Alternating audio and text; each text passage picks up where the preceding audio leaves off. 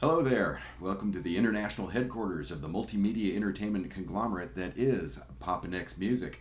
I'm your host, Papa Nick Lewis. And today, on again a bright sunny day here in San Antonio, Texas, we are talking about Billy Joel. I am a huge fan of Billy Joel, but I'm aware, even as I say that the word fan doesn't really do it justice. Because here's the thing, when I say I'm a fan of something, to me that suggests that I really like the songs, and I really want to see them in concert, and ooh, I like this music. This music makes me happy. Um, and that's true of Billy Joel. Don't get me wrong. But my appreciation for Billy Joel goes beyond that. I think that Billy Joel is a master craftsman when it comes to writing pop songs. Okay? Um, when I did my Beach Boys uh, ranking video, I said at that time that I thought Brian Wilson was one of the great composers in modern American music. That if you look at American music of the 20th century, if you're looking for the preeminent American composer, the first half of the century belongs to George Gershwin, and the back half of the century belongs to Brian Wilson. I would say the same thing about Billy Joel. If you're looking for the preeminent American songwriter, first half of the century is going to be Irving Berlin. The back half of the century is going to be Billy Joel. Um, he has such a level of craftsmanship in his songs that even when the songs themselves don't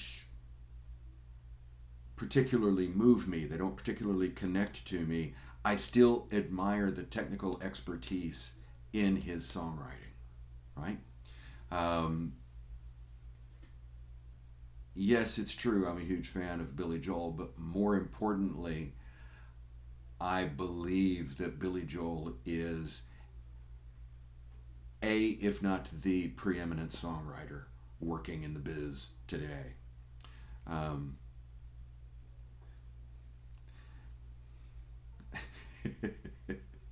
so I've got a great deal of respect for Billy Joel as an artist. And he's also a hell of a musician. So that doesn't hurt. So today we are going to rank the studio albums of Billy Joel, master American songwriter. Before we get into this, we've got the subjectivity notice. There is no such thing as objectively good or objectively bad music. There is only music that I like and music that I do not like. All artistic appreciation is inherently, innately, by definition, subjective. There is no such thing as an objectively correct view of what a quality work of art is versus what a quality work of art is not. It boils down to I like it, therefore it is good, or I do not like it, therefore it is bad. And as long as we keep that in mind, the conversation is fun. As long as we're just sitting around, we're chatting about music, and we keep it firmly in the front of our brain pans that nobody's really right and wrong. It's just a matter of how you see it. Then it's a fun, entertaining, engaging conversation. As soon as somebody starts thinking that what they think is objectively provably true, no, no. There are many objective features to music. We can measure pitch, we can measure tempo. The ability to measure a specific pitch does not make that pitch inherently good. Okay? No such thing as objectively good music. Secondly, we need to talk about the ground rules. Here at Papa Nick's Music, when we are ranking albums, we rank original studio albums of a decent length that have as their primary purpose being a group of songs. So, original, no compilations. Studio, no live albums. Of decent length, no EPs. Primary purpose is to be a collection of songs, so we're not including things like soundtracks, Christmas albums, that kind of stuff. Here, that means, okay, no compilations, so we're not doing any of the compilations, and there's a shitload of compilations out there. Um, Live albums, we're not going to do any of the live albums. More on that here in a second. And there aren't any EPs that I'm aware of, at least not that I would be inclined to include in something like this. He didn't put out any Christmas albums or anything like that. He hasn't done any soundtracks, again, as far as I know. So, it just seems to be safe territory for the most part. But we've got a couple of things that are close to violating the ground rules, so we want to go ahead and deal with them up front. So my first, I'm not including these two albums in the ranking, but I do think they're worth talking about. So I'm giving them honorable mentions. Honorable mention number 1 goes to 2001's Fantasies and Delusions. I don't consider Fantasies and Delusions to be a Billy Joel album. It's the main reason it's not included here. If I did include it, it would be really hard to compare it because it's not pop music. The rest of these are all pop albums.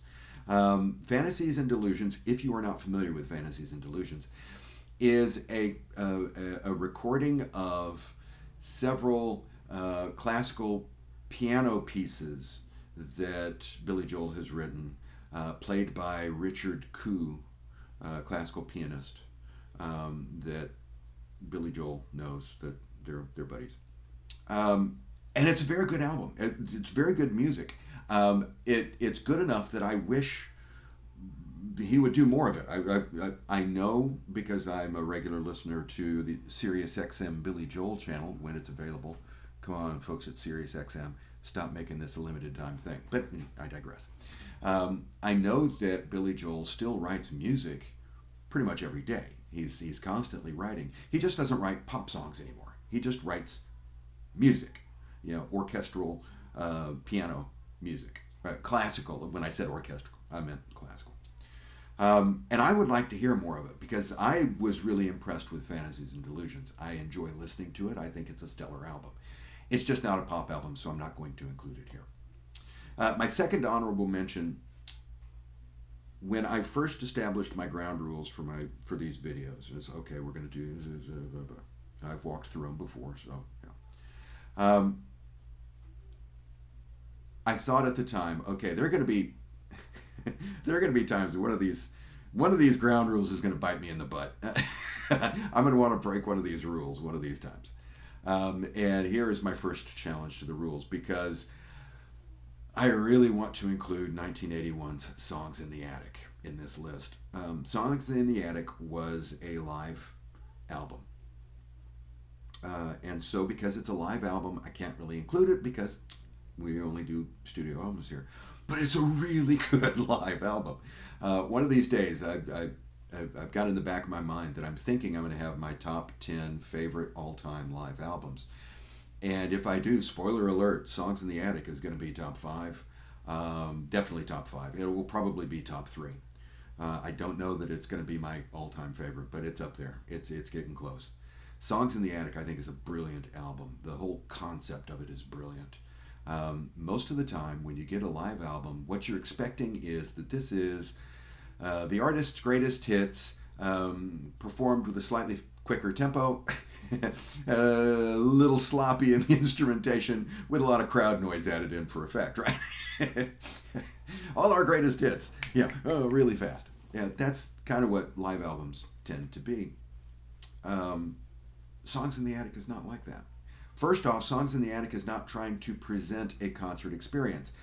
The songs are all taken from different concerts, I believe. I was looking at it earlier, and I'm pretty sure they're all taken from different concerts. If we have overlap, it's going to be like maybe 2 songs that came from the same evening's performance. The songs, for the most part, all came from his 1980 tour that he did. But it's, song from this place, song from that place, song from this place. So it's not trying to create, this is what you would hear at a Billy Joel concert. Largely because the venues are different. There are some songs that are obviously taking place in arenas. There are some songs that are obviously being performed in smaller venues, clubs even. And you can tell, you can feel, you can hear the size of the crowd in the song. So it's not trying to be a documentary portrayal of a live experience. what it's trying to do is expose the current fan, the fan of the day, right? The Billy Joel fan who got on board when The Stranger came out in 1977. Double check my notes on that. And from 77 to the early 80s, 82, 83, man, he was just hit machine, cranking out, top 10 hits, top 20 hits, top 40 hits. Every album's had at least one top 10, at least one top 20, at least one top 40. I mean, just bam, bam, bam. Prior to The Stranger, he didn't really have much in the way of hit records. And so he was largely flying under the radar. And so when I don't know what the thought process was, but when the decision was made they're going to do a live album, what he did was he went back and he picked performances of songs from those first few albums that chances are good nobody had ever heard of. So even though it's 1980, and by this point he had released The Stranger, Glass Houses, I'm looking at my list over here, 52nd Street. So this album could very well have had Piano Man could have been on it because that was the big hit from the first leg of his career. Piano Man could have been on it. Just the Way You Are could have been on it. My Life could have been on it. It's Still Rock and Roll to Me could have been on it, right? All songs from the songs that had notoriety, songs that had their own legs, could very easily have been on a Billy Joel live album. And he deliberately avoided doing that, which gets a thumbs up from me. And the performances of the songs, in most cases, are superior to their original studio versions. I'm particularly fond of the version of Miami 2017 that's on there, and the songs from his first couple albums, Cold Spring Harbor and Piano Man. They're good. Better, I think, than the recorded originals. So Songs in the Attic is very strongly recommended. If it were in here, it's going to be up toward the top. It's got a good solid A+. I think it is a perfect live album. So it gets the huge thumbs up from me. But I can't really include it in the ranking because it is a live album. So, what albums can I rank, I hear you ask? Well, we've got 12 albums. Once we get rid of all the compilations and we get rid of all the live albums, we're left with 12 albums, and take out Fantasies and Delusions. We're left with 12 albums. Now, if you've watched one of these videos before, one of my videos before, you know that when I listen to albums, when I'm evaluating albums, I give them letter grades. An average album is C. It's fair, it's normal, it's typical, it's what I would expect. It's not exciting, but it's not depressing. It's a competently produced, run-of-the-mill album. Most albums are C's. If I recommend the album, that gives it a B. If I recommend that you stay away from the album, that gets it a D. If I really very strongly recommend it, it gets an A. And if I really very strongly recommend you stay away from it, that gets it the F, right? Now, when we're looking at these 12 albums, I've got 3 that are in C territory, but the remaining albums are all A's and A+. So the differences as we go through, these first 3 are going to be albums that I don't recommend that you get. I'm not necessarily going to recommend that you stay away from them, but I'm not going to recommend that you get them. But once we get to album 9 forward, they're all very strongly recommended. You probably need to have a copy of this album in your library. The thing here that is going to make this ranking simultaneously easy and hard is that I've got essentially the same comment to make about each of these. The thing that draws me to Billy Joel is his ability as a songwriter. So when we're looking at these albums, for the most part, it's the quality of the songs. If the songs are all top-notch, it gets a high grade, and if the songs aren't all top-notch, it gets a lower grade. So I'm going to be, once we get past these first few, I'm going to be going through this pretty quickly. That makes it easy for me to do the video, but it's going to make it harder for me to explain the distinctions between the albums. Why is it that my number 8 album is better than my number 9, but not as good as my number 7, right? And it's going to be well, because of the songs. Okay, so kicking off, we've got my 3C albums here. And this first one, number 12, I've watched a handful of these, of other folks' ranking videos for Billy Joel. And this seems to be a consensus, so I don't think it's going to be a surprise to anyone. Coming in at number 12 is 1971's Cold Spring Harbor.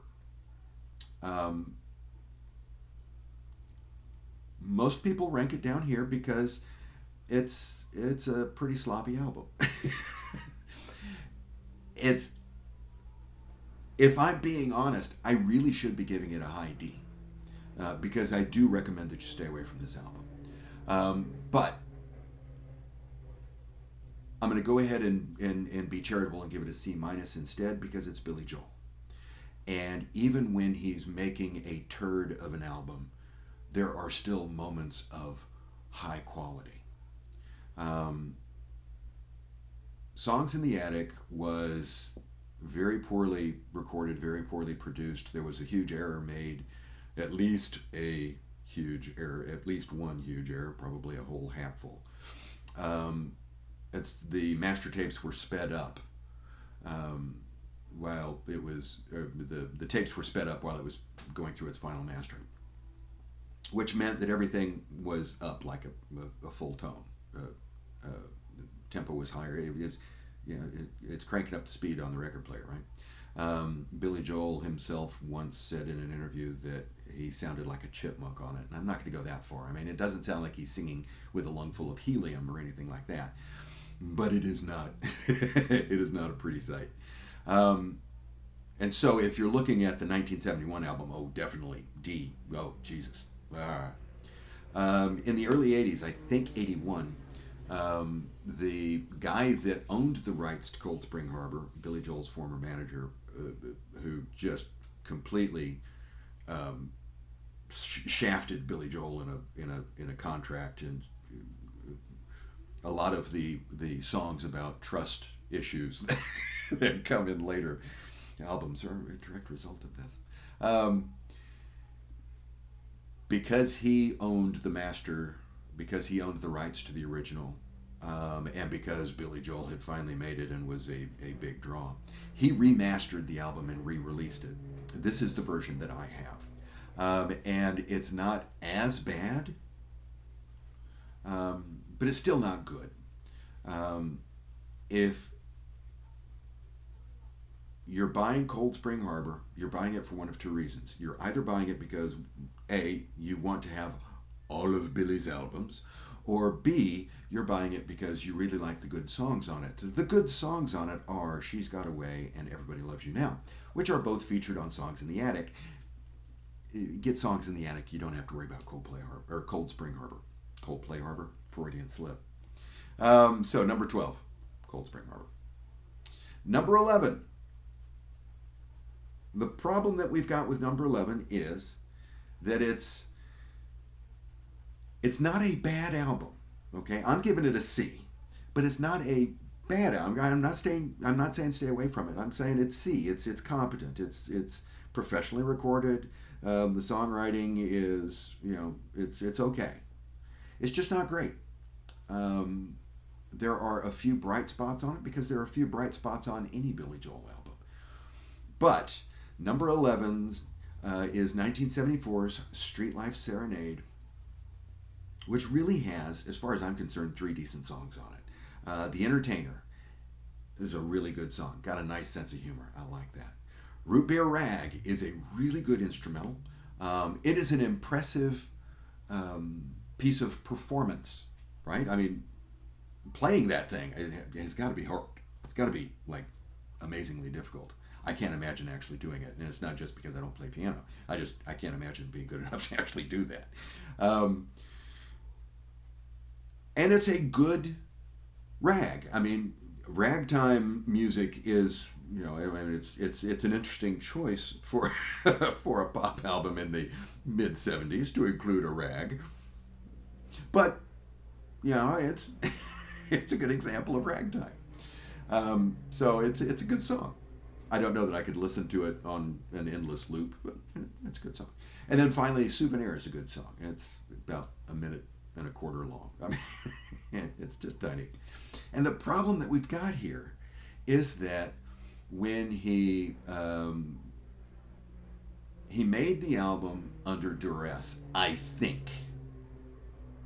Don't quote me on that. I've read in interviews that he, with Billy Joel, that his frustration with Street Life Serenade was that he didn't have enough time to adequately develop material for the album. He had a contractual obligation to release an album, and he wasn't ready to do it. And so he had to go into a studio and work with what he had, and what he had was not up to snuff. And I think, as I listen to the album, yeah, it's not up to snuff. It's none of it is bad. It's just not. It doesn't catch. It doesn't catch my ear. It doesn't catch my attention the way his later work does. And again, I think even Billy Joel himself agrees with this and would place Street Life Serenader in this bottom, or Street Life Serenade in this bottom three. Coming in at number 10, we've got the same problem that we had with Street Life Serenade. He had a contractual obligation. He had to get an album out. He didn't have enough material to do it, and he didn't really want to be in the studio at that time. He was in his second marriage with Christy Brinkley. They had recently had their daughter, and he wanted to stay home and be a family man. He did not want to be in the studio making an album, and as a result, he didn't have a whole lot of material. And when they forced him to go into the studio to make an album, he ended up making 1986's The Bridge, which, again, is not a bad album. I do give The Bridge like a C+. It's a little bit better than Street Life Serenade, just through sheer repetition, honed craft.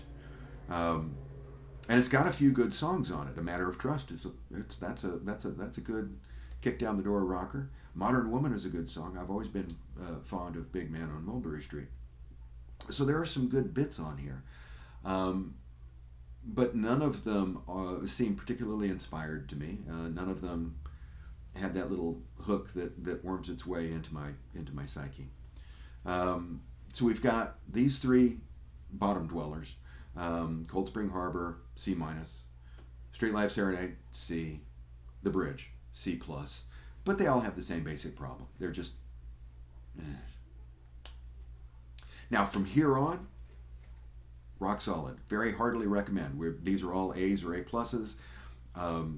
Good stuff. Coming in at number 9 is 1993, River of Dreams, his last studio album, if we're not counting Fantasies and Delusions, which I don't count. So it's his last studio album. Fittingly ends with famous last words. It's the last track on what he had to know was going to be the last album he was going to be cranking out.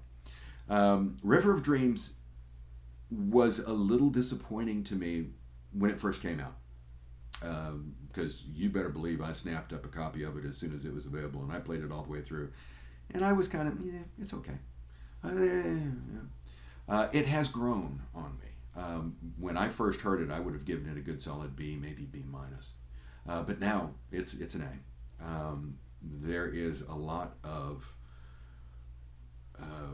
well-crafted composition on here. Particularly fond of Great Wall of China. I'm reading off my notes. Great Wall of China, Blonde Over Blue, Minor Variation. I think are all fantastic songs. River of Dreams was a fairly decent hit, and it is a catchy tune. I like this album. There's a lot of good stuff on this album. Coming in at number 8, 1973's Piano Man. I used to heap a lot of scorn on Piano Man until I realized just exactly how autobiographical it was. The thing that always pissed me off the most when I read it, or when I listened to it, was, and he's talking with Davy, who's still in the Navy and probably will be for life. And I'm thinking, well, isn't that convenient? He's Davy and he's in the Navy. Come on, work a little harder than that. And then again, listening to the Billy Joel channel on Sirius XM. Come on, Sirius XM, make it a real thing. Stop doing this limited time engagement thing. Um, that that was his name. He was Davy, and he was in the Navy. And I was like, okay, so I've been too hard on this thing. I still don't think it's a fantastic song. I don't think that there's enough. I was about to say I don't think there's enough variety, but it's not really that. It's that it's repetitious, and to me, these are two different things. It can, I can appreciate a song that doesn't have a lot of complexity, that doesn't have a lot of variety to it, as long as it doesn't drone. And structurally, Piano Man drones a little bit. The only thing really, I mean, we've got a little bit of a bridge in there. La da da di da, la da di da da, but not much of one. For the most part, he distinguishes between the first half and the second half of each long verse by shifting up an octave to sing it. It's not a bad song. It's just it's competent, but not particularly inspiring. But there is some inspiring stuff on here. Captain Jack is inspiring. You're My Home is inspiring. Worst Comes to Worst is inspiring. Stop in Nevada is inspiring. There's a lot of good music on here. Overall, the album doesn't sound as good as later albums, largely because he hadn't yet gotten to a point where he had enough clout where he could record the way he wanted to record, using musicians that he wanted to use, as opposed to musicians that the label was hiring for him. So that's one of the reasons why, I had heard these songs on Piano Man before I heard them on Songs in the Attic, but the songs that are on from this album on Songs in the Attic sound better on Songs in the Attic. It's because he's working with musicians that he trusts. It's better. Coming in at number 7, I used to dislike this album. I used to have this down. This was my least favorite. Give me Cold Spring Harbor over this one any day of the week. When it first came out, I thought it was a blatant attempt to make a little short-term sweet cash with a bunch of very radio-friendly singles, and I hated 1983's An Innocent Man when it first came out. Hated this album. It has grown on me. Even if you'd asked me 10 years ago, I would say, okay, maybe a B minus, maybe. Yeah, it's no longer in danger of being one of the bottom dwellers, but yeah. But the more I listen to it, the more I like it. It has definitely grown on me. There are no god-awful songs on here. The thing that I reacted to wasn't the quality of the music. It was what I thought of as pandering. And now I see it more as just not pandering, but rather homage. And I'm a little bit more open to it now. I still would rather not hear Christy Lee again, but and I've had enough of Uptown Girl. But we do have The Longest Time on here, which I think is just fucking brilliant. We've got Tell Her About It, which is good. Leave a Tender Moment Alone. Oh, I love Leave a Tender Moment Alone. The title track, An Innocent Man. I love that song. There's a lot of good music on here. I was horribly harsh to it early in its existence, and I have apologized profusely. I hope it accepts. Coming in at number 6, an album that I think is underrated. A lot of the videos that I've seen, they've put this way down toward the bottom. Excuse me. And right, I think it's good. I liked it when I first heard it, and it has not slipped over time. And that is 1989's Stormfront. I really liked Stormfront when it first came out. Again, to me, It's the quality of the songwriting. Stormfront sounds different. It's post Phil Ramone. Phil Ramone had been producing all of his albums between The Stranger and An Innocent Man. All of those are Phil Ramone albums, and they all have that Phil Ramone sound to them. So he's working with a different producer now. He's got some different musicians. I'm pretty sure he kept Liberty DeVito, but I think the rest of his touring band was gone by this point. But the quality of the songs is, I really like this album. I'm particularly fond of That's Not Her Style, I Go to Extremes, and So It Goes. I think these are all wonderful songs. But hands down, my favorite song on the album is State of Grace. I can listen to that thing on a loop all day long. It's just, it gives me goosebumps and makes me cry virtually every time I hear it. I love State of Grace. I'm willing to cut slack to We Didn't Start the Fire. That's one of those, I don't mind that it doesn't drone to me the way Piano Man drones, even though it's got the same problem, not much variation to it. But still, good solid A for Stormfront. So we've had 4 albums here: River of Dreams, Piano Man, Innocent Man, and Stormfront. I'm giving them all A's. From here on out, we're in A+ territory. These are all fantastic albums, and I think 2, maybe 3 of them are arguably perfect albums. Coming in at number 5, we have 1976's Turnstiles. I really like Turnstiles. When I first heard it, I really, really, really liked it. It's not that my estimation of it has gone down a little bit, as much as my appreciation of other things has risen. But I really like Turnstiles. The only album that Billy Joel produced himself, I believe. I'll have to double check that, but I'm fairly sure that's right. And Billy Joel, as much as I love him as a songwriter, is not necessarily the best producer. So it doesn't sound as good as the later Phil Ramone albums do. But the songwriting on this album is just stellar. It's got, look at it, James. I love James. Miami 2017 is on here. New York State of Mind is on here. Come on. Irving Berlin. Come on. Prelude and Angry Young Man. Wonderful.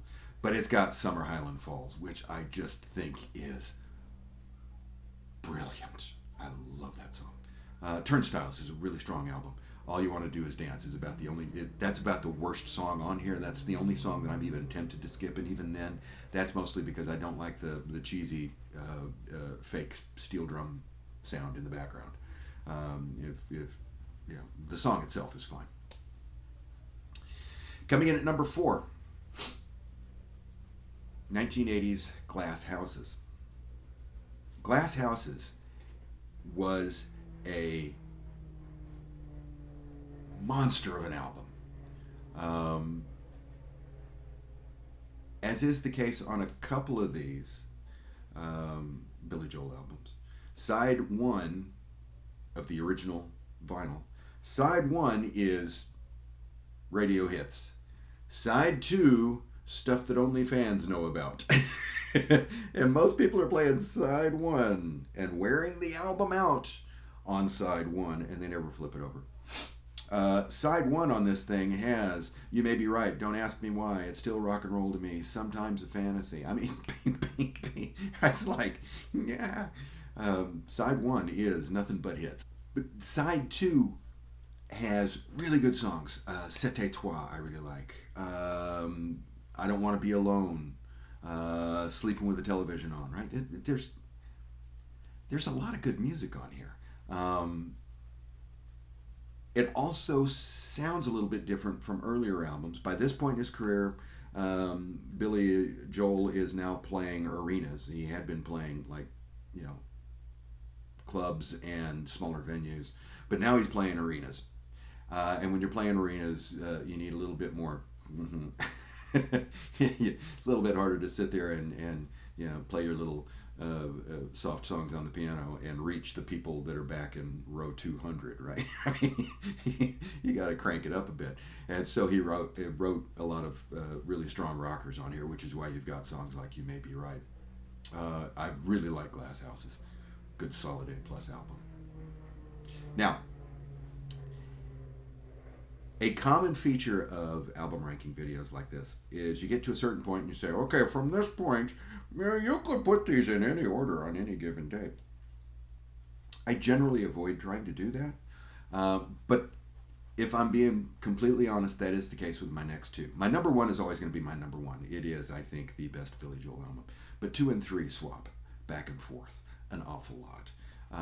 And a lot depends on, my mood, yeah, how warm it is outside, how much sunlight is going through my blinds, washing me out on camera. So today I've got them in 3 and 2. We have 2 weeks from now, I might swap these two. Coming in at number 3, or tied at number 2, if you prefer, is 1977's The Stranger. The Stranger was a huge album when it came out. It's one of those, everybody had a copy of it. Everybody that I knew had a copy of it. Everybody knew at least half of the songs. If you listened to the radio at all, you knew at least half of the songs on this album, even if you never bought a copy of it. This is the album that's got Moving Out Anthony's song, Just the Way You Are, Only the Good Die Young, Scenes from an Italian Restaurant, which was not released as a single, but still everybody knows Scenes from an Italian Restaurant, Vienna, which is probably my favorite song on the whole thing. It's just a high quality album from beginning to end. Everybody Has a Dream, I'm a little iffy on, but the rest of it is all fantastic stuff. And like I said, everybody knows this album. Even if you've never sat down and actually played the album, chances are good you know 2/3 of the songs that are on this album. It's just it's a cultural touchstone of late 70s music, and it is deservedly so. Coming in at number 2, or in a 2-way tie for number 2, if you prefer, is 1982's The Nylon Curtain. When The Nylon Curtain first came out, it immediately slotted itself as my favorite Billy Joel album because I loved it. One of the things I liked about it was that you can hear Beatles influences in earlier albums, but they are nice and prominent on Nylon Curtain, and I thought that was to the better. I thought that made the album better. The quality of the songwriting, though, is what really pushes this up. On most days, I think Nylon Curtain is going to beat The Stranger. On most days. Mostly because songs like Allentown, which is, okay, that's, masterclass right there in how to write a pop tune that actually has some meat on its bones. Pressure. I love Pressure. Laura. I love Laura. She's Right on Time is a great song. Where's the Orchestra is a great song. Surprises is great. Scandinavian Skies I can listen to. I'm not going to want to hear it repeatedly, but it's not one I skip over.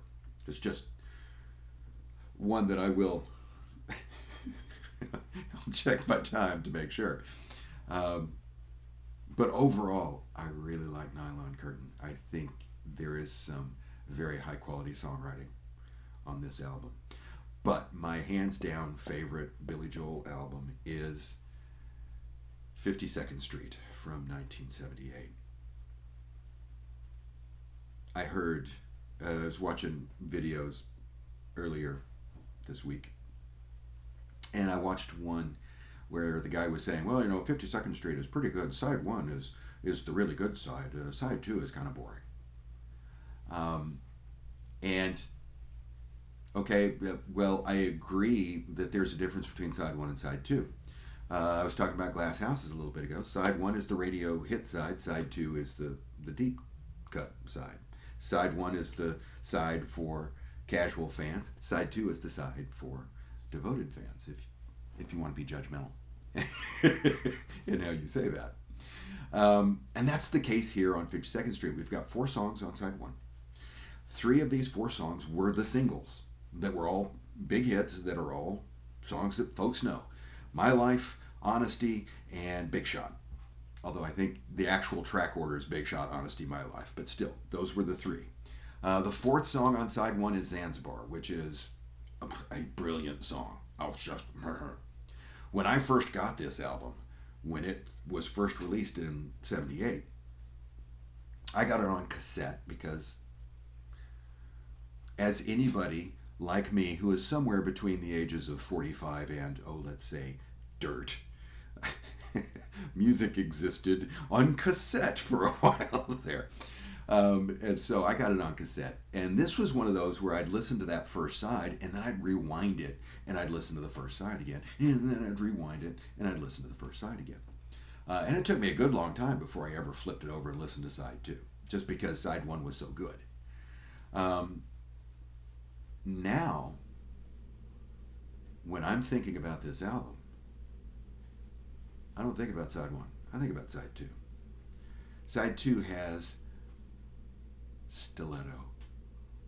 Oh my God. Stiletto. I love Stiletto. State of Grace, right? That's one of my favorites. I love Stiletto. Right up there with it. Rosalinda's Eyes. Oh, Half a Mile Away is great. Until the Night. Oh my God. Channeling the Righteous Brothers there. And even 52nd Street, the little throwaway capper at the end. I love this album. 52nd Street, I would argue, is a perfect album. It hits all the criteria for me. There are no bad spots. There are no rotten spots. The closest thing we've got to a rotten spot here is that sometimes I will skip over Honesty just because it is a slower paced song. But it's not a skipper. It's not one that I regularly skip. It's just sometimes I'm not in the mood for that level of introspection. I'll just hop over it as I'm listening. But it's a fantastic album, and I think, 52nd Street, Billy Joel's best album. So those are my rankings. Do you agree? Do you disagree? Do you think I'm an idiot? Do you think I'm a visionary? Whatever you think, drop a comment below. Let me know what you think. Remember, if we disagree, that's fine. As long as we aren't calling one another objectively right or objectively wrong, we're good. If you enjoyed this chat, then I would appreciate you pressing the like button. If you think you might enjoy similar chats in the future, then go ahead and subscribe. And if you subscribe, click the little bell for notifications because, come on, you know how this works. And thanks for sticking around. I appreciate the view. And I hope that the rest of your day is tranquil. See you soon.